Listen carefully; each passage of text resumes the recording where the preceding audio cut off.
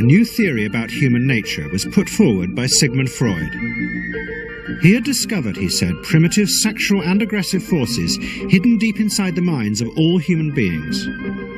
Forces which, if not controlled, led individuals and societies to chaos and destruction. This series is about how those in power have used Freud's theories to try and control the dangerous crowd in an age of mass democracy. At the heart of the story is not just Sigmund Freud, but other members of the Freud family.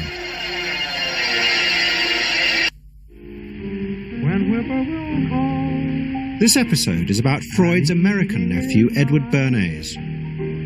Bernays is almost completely unknown today, but his influence on the 20th century was nearly as great as his uncle's. Because Bernays was the first person to take Freud's ideas about human beings and use them to manipulate the masses.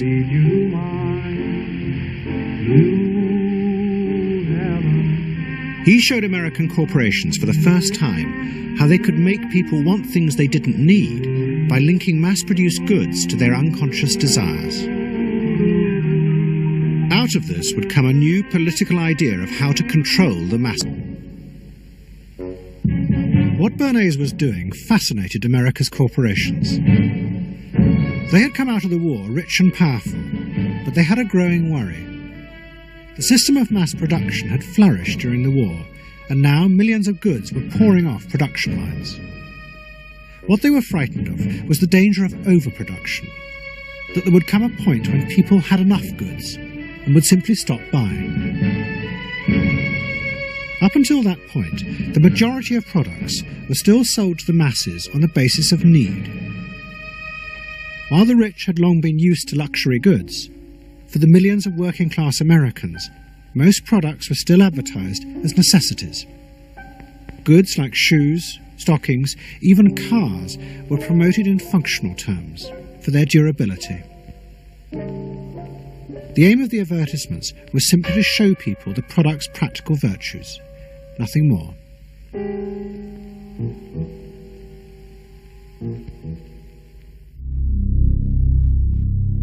What the corporations realized they had to do was transform the way the majority of Americans thought about products. One leading Wall Street banker, Paul Mazur of Lehman Brothers, was clear about what was necessary. We must shift America, he wrote, from a needs to a desires culture. People must be trained to desire, to want new things even before the old have been entirely consumed. We must shape a new mentality in America. Man's desires must overshadow his needs. Prior to that time, there was no American consumer. There was the American worker, and there was the American owner, and they manufactured and they saved and they ate what they had to, and the people shopped for what they needed. And while the very rich may have bought things they didn't need, most people did not. And Mazur envisioned a break with that, where you would have things that you didn't actually need, but you wanted, as opposed to needed. And the man who would be at the center of changing that mentality for the corporations was Edward Bernays. Bernays really is the guy within the United States, more than anybody else, who sort of brings to the table psychological theory as something that is an essential part of how, from the corporate side, of how we are going to appeal to the masses effectively. And the whole sort of merchandising establishment and sales establishment is ready for Sigmund Freud. I mean, they are ready for understanding what motivates the human mind. And so that there's this real openness to Bernays' techniques being used to sell products to the masses.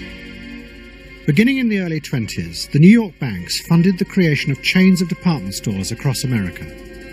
They were to be the outlets for the mass-produced goods, and Bernays' job was to produce the new type of customer. Bernays began to create many of the techniques of mass consumer persuasion that we now live with. He was employed by William Randolph Hearst to promote his new women's magazines, and Bernays glamorized them by placing articles and advertisements that linked products made by others of his clients to famous film stars like Clara Bow. who was also his client. Bernays also began the practice of product placement in the movies, and he dressed the stars at the film's premieres with clothes and jewellery from other firms he represented. He was, he claimed, the first person to tell car companies they could sell cars as symbols of male sexuality. He employed psychologists to issue reports that said products were good for you and then pretended they were independent studies. He organised fashion shows in the department stores and paid celebrities to repeat the new and essential message: you bought things not just for need, but to express your inner sense of yourself to others. There's a psychology of dress. Have you ever thought about it? How it can express your character? You all have interesting characters, but some of them are all hidden. I wonder why you all want to dress always the same, with the same hats and the same coats. I'm sure all of you are interesting and have wonderful things about you, but looking at you in the street, you all look so much the same. And that's why I'm talking to you about the psychology of dress. Try and express yourselves better in your dress. Bring out certain things that you think are hidden. I wonder if you've thought of this angle of your personality. I'd like to ask you some questions. Why do you like short skirts? Oh, because there's more to see. More to see, eh? What good does that do you? What's my answer? It makes you more attractive. Does? In 1927, an American journalist wrote, "A change has come over our democracy. It is called consumptionism. The American citizen's first importance to his country is now no longer that of citizen, but that of consumer." The growing wave of consumerism helped in turn to create a stock market boom. And yet again, Edward Bernays became involved, promoting the novel idea that ordinary people should buy shares, borrowing money from banks he also represented. And yet millions followed his advice. He was unique. The publication of Freud's works in America had an extraordinary effect on journalists and intellectuals in the 1920s. What fascinated and frightened them was the picture Freud painted of submerged, dangerous forces lurking just under the surface of modern society. Forces that could erupt easily to produce the frenzied mob which had the power to destroy even governments. It was this they believed had happened in Russia. To many, this meant that one of the guiding principles of mass democracy was wrong: the belief that human beings could be trusted to make decisions on a rational basis. The leading political writer, Walter Lippmann, argued that if human beings were in reality driven by unconscious, irrational forces, then it was necessary to rethink democracy. What was needed was a new elite who could manage what he called the bewildered herd. This would be done through psychological techniques that would control the unconscious feelings of the masses. So here you have Walter Lippmann, probably the most influential political thinker in the United States, who is essentially saying that the basic mechanism of the mass mind is unreason, is irrationality, is animality. He believes that the mob in the street, which is how he sees ordinary people, are people who are driven not by their minds but by their spinal cords. The notion of kind of animal drives, unconscious instinctual drives lurking beneath the surface of civilization. And so they started looking towards psychological science as a way of understanding the mechanisms by which the popular mind works, specifically with the goal of figuring out how to understand how to apply those mechanisms to strategies for social control. Edward Bernays was fascinated by Lippmann's arguments, and also saw a way to promote himself by using them. In the 1920s, he began to write a series of books which argued that he had developed the very techniques Lippmann was calling for. By stimulating people's inner desires and then sating them with consumer products, he was creating a new way to manage the irrational force of the masses. He called it the engineering of consent. Democracy, to my father, was a wonderful concept, but I don't think he felt that all those publics out there had reliable judgment, and that they very easily might vote for the wrong man or want the wrong thing, so that they had to be guided from above. It's enlightened despotism in a sense. You appeal to their desires and their unrecognized longings, that sort of thing. That you can tap into their deepest desires or their deepest fears and use that to your own purposes. And then, in 1928, a president came to power who agreed with Bernays. President Hoover was the first politician to articulate the idea that consumerism had become the central motor of American life. After his election, he told a group of advertisers and public relations men, "You have taken over the job of creating desire and have transformed people into constantly moving happiness machines. Machines which have become the key to economic progress." What was beginning to emerge in the 1920s was a new idea of how to run mass democracy. At its heart was the consuming self, which not only made the economy work, but was happy and docile, and so created a stable society.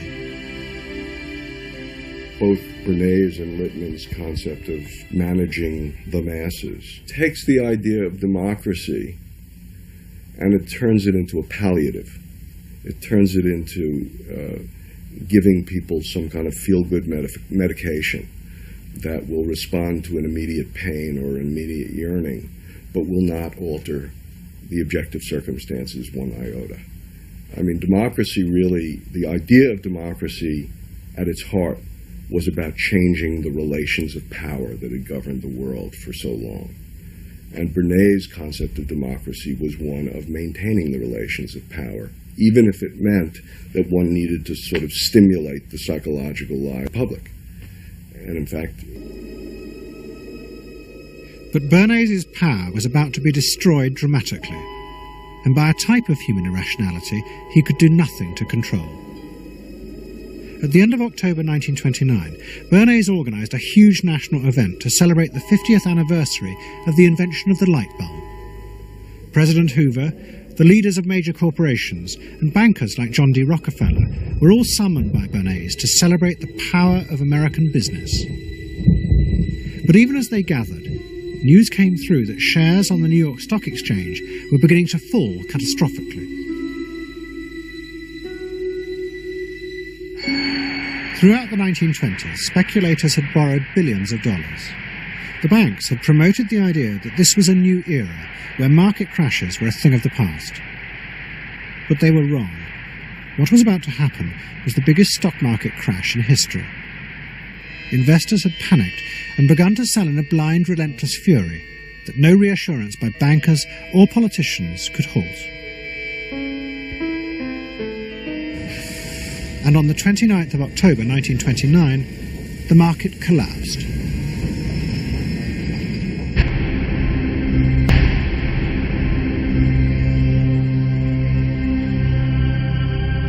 The effect of the crash on the American economy was disastrous.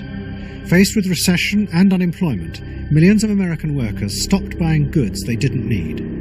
The consumer boom that Bernays had done so much to engineer disappeared, and he and the profession of public relations fell from favour. And in America too, democracy was under threat from the force of the angry mob. The effect of the stock market crash had been disastrous. There was growing violence as an angry population took out their frustration on the corporations who were seen to have caused this disaster. Then, in 1932, a new president was elected who was also going to use the power of the state to control the free market. But his aim was not to destroy democracy, but to strengthen it. And to do this, he was going to develop a new way of dealing with the masses. I am prepared, under my constitutional duty, to recommend the measures that a stricken nation in the midst of a stricken world may require. But In the event that the national emergency is still critical, I shall not evade the clear course of duty that will then confront me. I shall ask the Congress for the one remaining instrument to meet the crisis: broad executive power.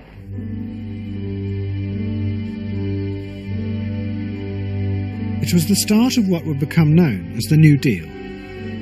Roosevelt assembled a group of young technocrats and planners in Washington. He told them that their job was to plan and run giant new industrial projects for the good of the nation. Roosevelt was convinced that the stock market crash had shown that laissez-faire capitalism could no longer run modern industrial economies. It had become the job of government. Big business was horrified, but the New Deal attracted the admiration of the Nazis, especially Joseph Goebbels.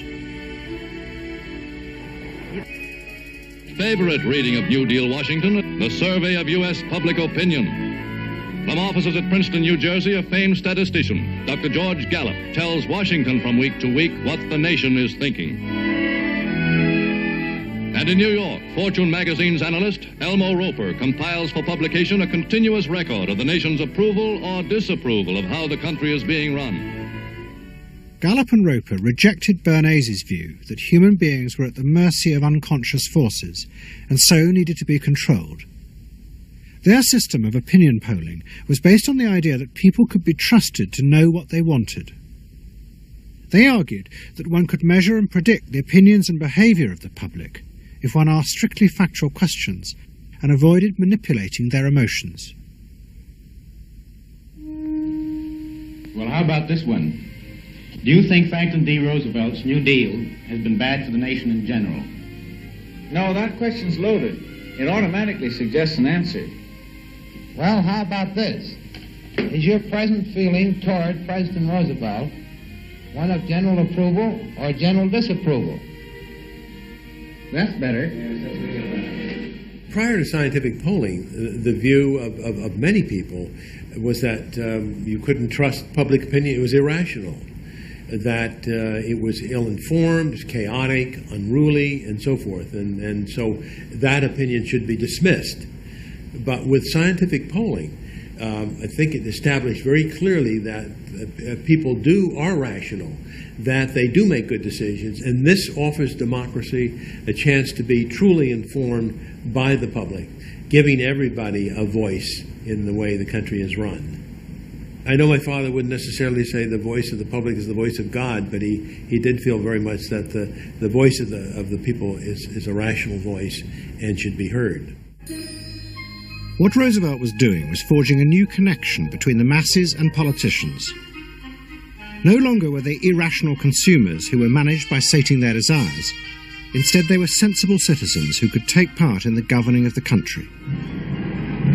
In 1936, Roosevelt stood for re-election. He promised further control over big business. To the corporations, it was the beginning of a dictatorship.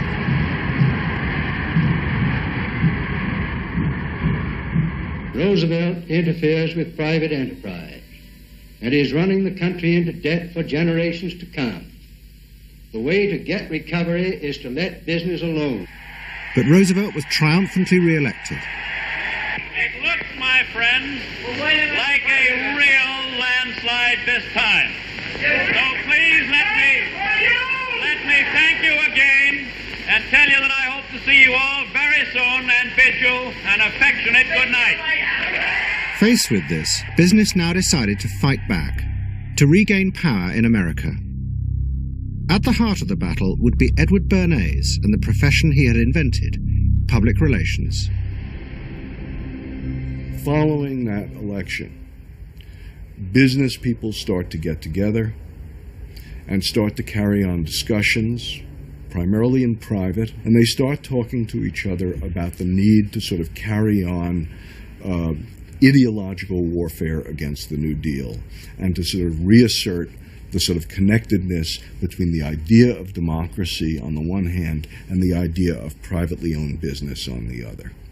And so, under the umbrella of an organization which still exists, which is called the National Association of Manufacturers, and whose membership included all of the major corporations of the United States, a campaign is launched explicitly designed to create emotional attachments between the public and big business. It's Bernays' techniques being used on a grand scale. I mean, totally.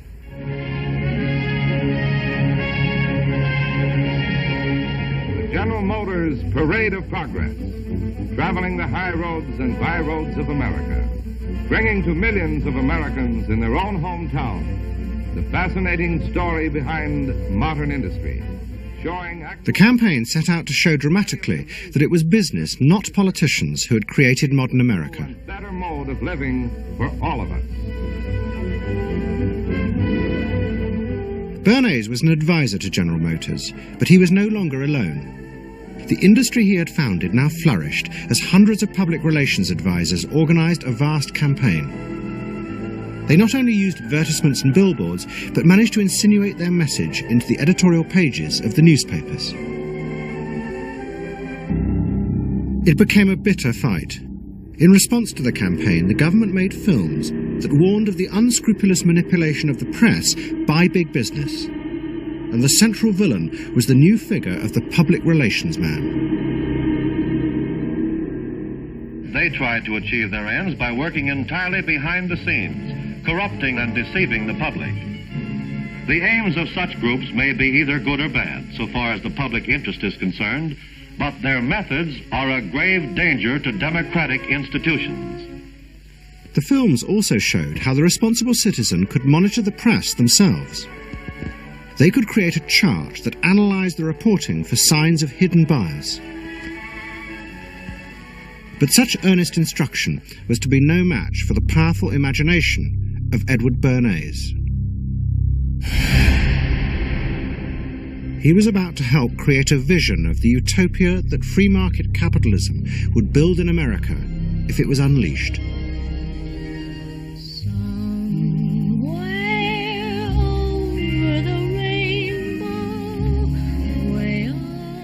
In 1939, New York hosted the World's Fair. Edward Bernays was a central advisor. He insisted that the theme be the link between democracy and American business.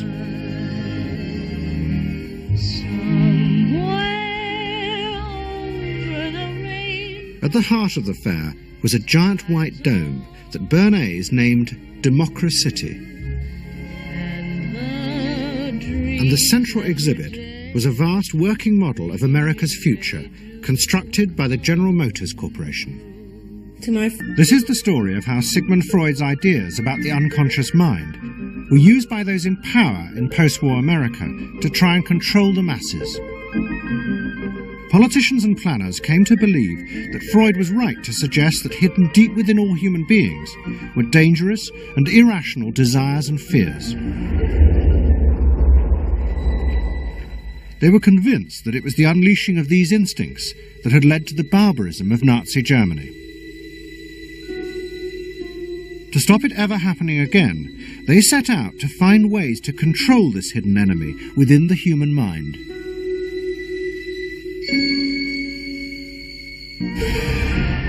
At the heart of the story are Sigmund Freud's daughter Anna and his nephew Edward Bernays, who had invented the profession of public relations. Their ideas were used by the US government, big business, and the CIA to develop techniques to manage and control the minds of the American people. Those in power believed that the only way to make democracy work and create a stable society was to repress the savage barbarism that lurked just under the surface of normal American life. In the late 40s, a vast project began in America to apply the ideas of psychoanalysis to the masses. Psychological guidance centres were set up in hundreds of towns. They were staffed by psychiatrists who believed it was their job to control the hidden forces inside the minds of millions of ordinary Americans. Yes, I need something done. I need some help. Did you have any particular teachers that you liked, any sort? I liked all my teachers except one, I remember. What was the trouble with this one? I don't know, she just scared me most of the time. Holler at me and I'd run outside and vomit. I hate my brother. Loathe him. Despise him. At the same time, thousands of counsellors were trained to apply psychoanalysis to marriage guidance.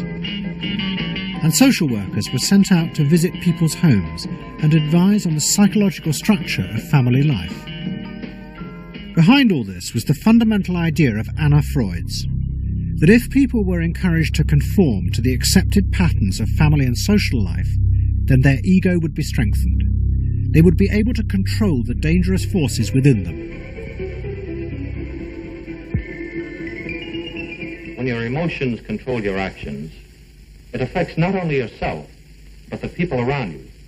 And if this sort of flare-up is repeated often, it might lead to a permanently warped personality. You can control the fire of your emotions so that your personality becomes more pleasant. In other words, he understood that the barrier to the consumption of the product was the housewife's feeling of guilt about using it. They basically, on one hand, wanted to make it easy for themselves, but they felt guilty about it. So what you've got to do in those circumstances is remove the barrier being guilt.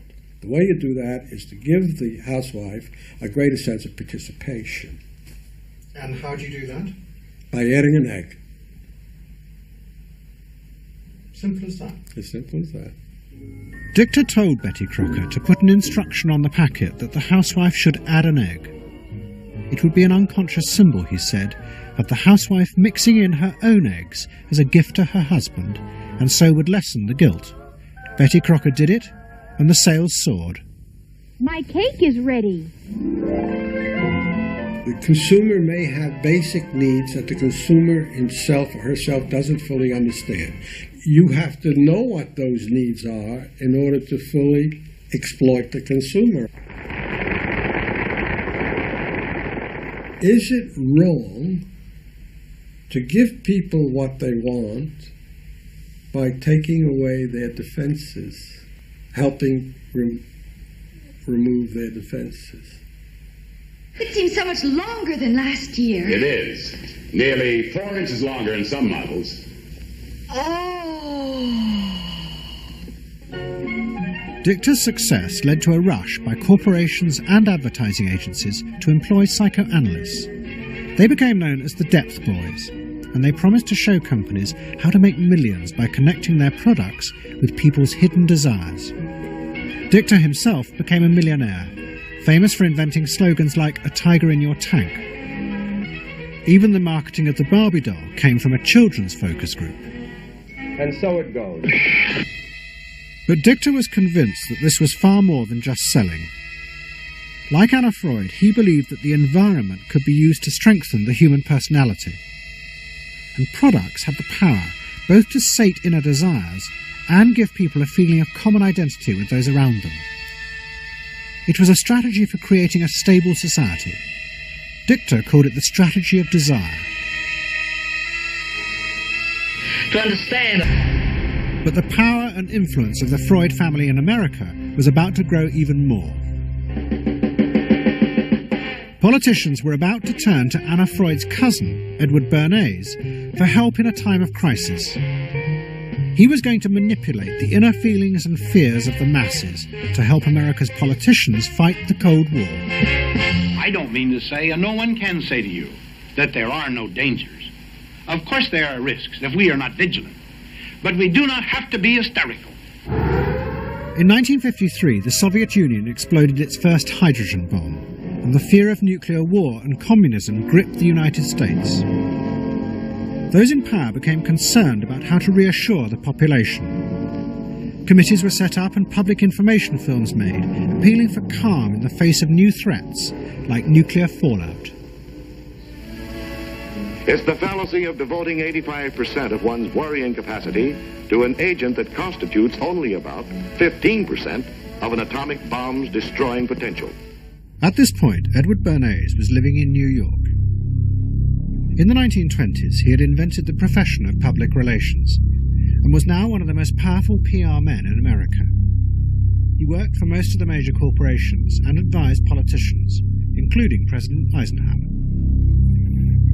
Like his uncle Sigmund, Bernays was convinced that human beings were driven by irrational forces. The only way to deal with the public was to connect with their unconscious desires and fears.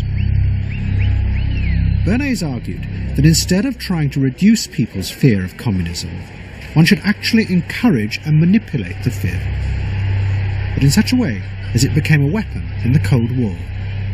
Rational argument was fruitless. What my father understood about groups is that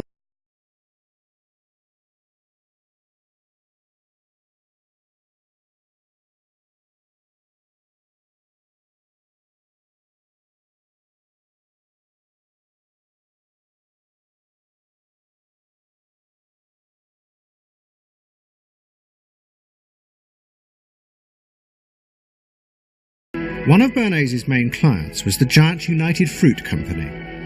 They owned vast banana plantations in Guatemala in Central America. For decades, United Fruit had controlled the country through pliable dictators. It was known as a banana republic. But in 1950, a young officer, Colonel Arbenz, was elected president. He promised to remove United Fruit's control over the country. And in 1953, he announced the government would take over much of their land. It was a massively popular move, but a disaster for United Fruit, and they turned to Bernays to help get rid of Arbenz.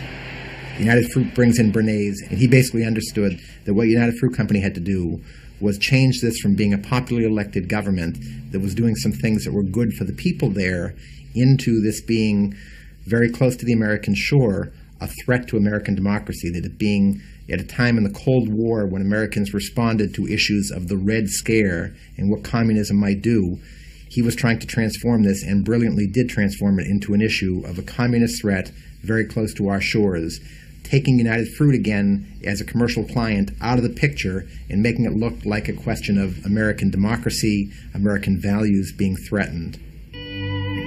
In reality, Arbenz was a democratic socialist with no links to Moscow. But Bernays set out to turn him into a communist threat to America. He organized a trip to Guatemala for influential American journalists.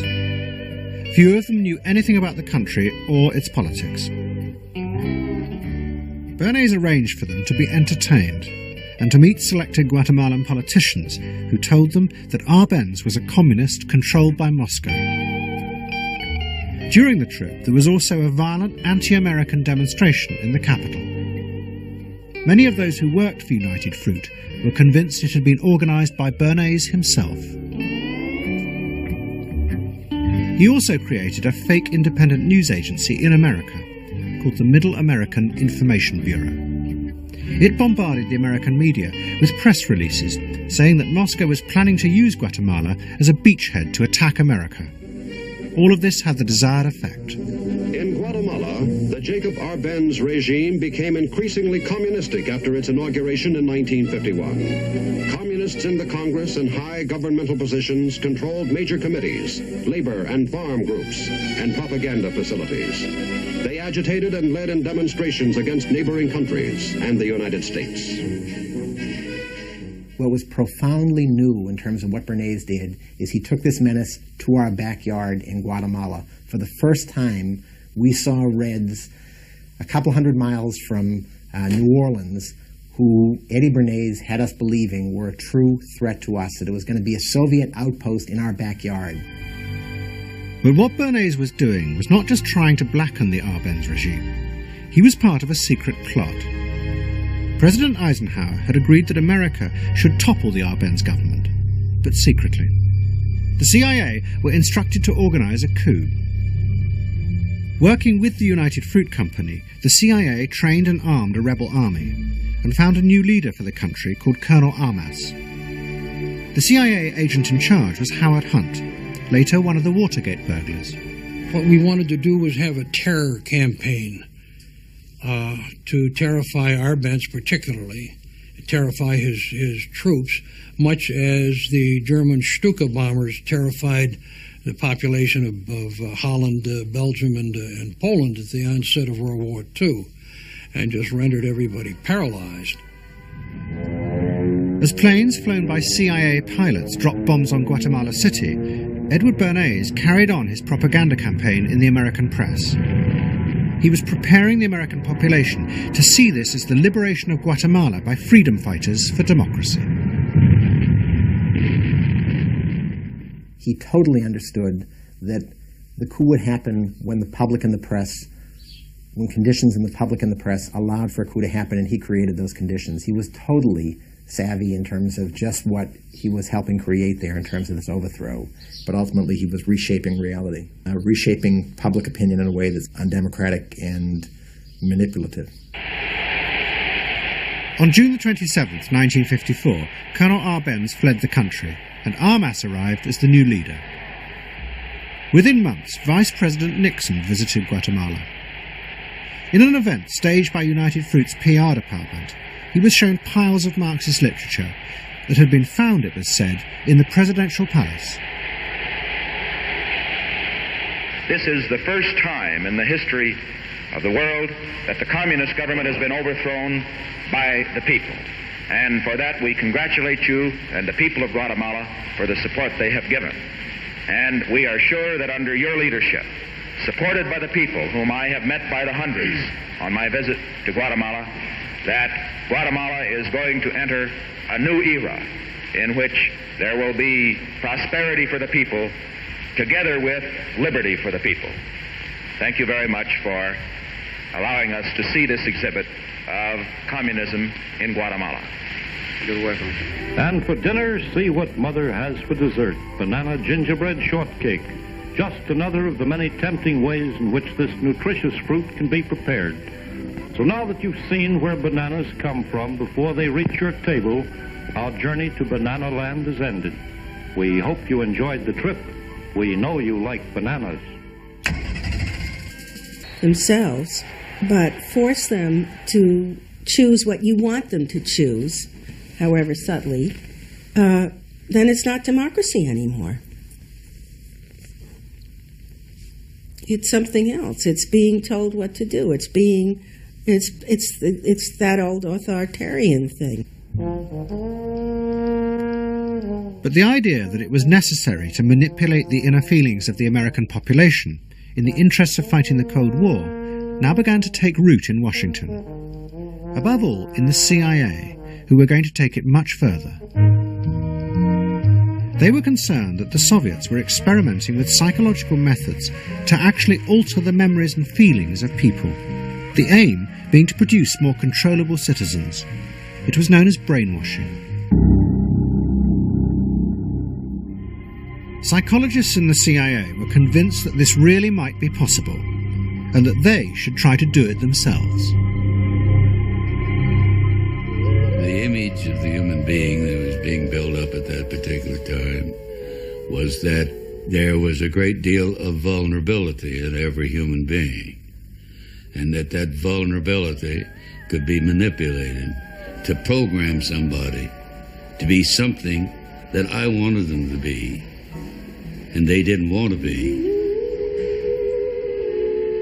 That you could manipulate people in such a way that they could be automatons, if you will, for whatever your own purposes were. This was the image that people thought was possible. In the late 50s, the CIA poured millions of dollars into the psychology departments of universities across America. They were secretly funding experiments on how to alter and control the inner drives of human beings. The most notorious of these experiments was run by the head of the American Psychiatric Association, Dr. Ewan Cameron. Like many psychiatrists at that time, Cameron was convinced that inside human beings were dangerous forces which threatened society. But he believed that it was possible not just to control these forces, but actually remove them. Hey, have you heard about the crazy new way to send a message today? It's flashed on a screen, too quick to see, but still you get it subliminally. At the same time, an onslaught was launched on the way psychoanalysis was being used by business to control people. The first blow came with a bestseller, The Hidden Persuaders, written by Vance Packard. It accused psychoanalysts of reducing the American people to emotional puppets, whose only function was to keep the mass production lines running. They did this by manipulating people's unconscious desires to create longings for ever new brands and models. They had turned the population into unwitting participants in the system of planned obsolescence. The second blow came from an influential philosopher and social critic, Herbert Marcuse. He had been trained in psychoanalysis. This is a childish application of psychoanalysis, and we